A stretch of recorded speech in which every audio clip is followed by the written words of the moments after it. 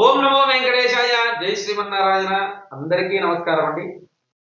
ముఖ్యంగా ఈ యొక్క మధ్యకాలంలో చాలా మంది అడుగుతున్నటువంటి ప్రశ్న ఏమిటి అంటే, స్వామి నామకరణం ఎప్పుడు చేయాలి, అక్షరాభ్యాసం ఎప్పుడు చేయించాలి, మా అబ్బాయికి కేశఖండన ఎప్పుడు చేయించాలనేసి ఈ యొక్క మూడు ప్రశ్నలు చాలా మంది రకరకాలుగా అడుగుతున్నారు అనమాట. అందరికీ కూడా ఈ యొక్క విషయాన్ని తెలియజేస్తున్నాను, శ్రద్ధగా వినండి. ఈ యొక్క నామకరణము శిశువు జన్మించినటువంటి 11 రోజుల తర్వాత చేసుకునేటువంటి మీ ఇంట్లో శుద్ధి కార్యక్రమం రోజు కూడా మీ యొక్క అబ్బాయి కావచ్చును అమ్మాయి కావచ్చును నామకరణం చేసుకోవచ్చును. లేదంటే అబ్బాయి పుట్టినటువంటి నెలకు లోపల నామకరణం చేయవచ్చు.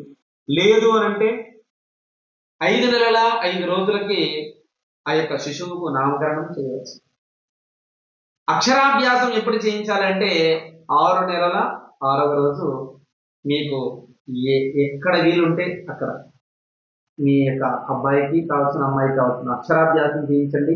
అలాగే మీ యొక్క అబ్బాయికి కావాల్సిన అమ్మాయికైనా సరే కేశఖండన ఎప్పుడు చేయించాలి స్వామి, మేము స్వామివారికి మేము మొక్కుబడి ఉంది స్వామి, మేము 5 నెలల్లో చేయిస్తున్నాము, 9 నెలల్లో చేయిస్తున్నాము, 7 నెలల్లో చేయిస్తున్నాము అని రకరకాలుగా చెప్తూ ఉంటారు.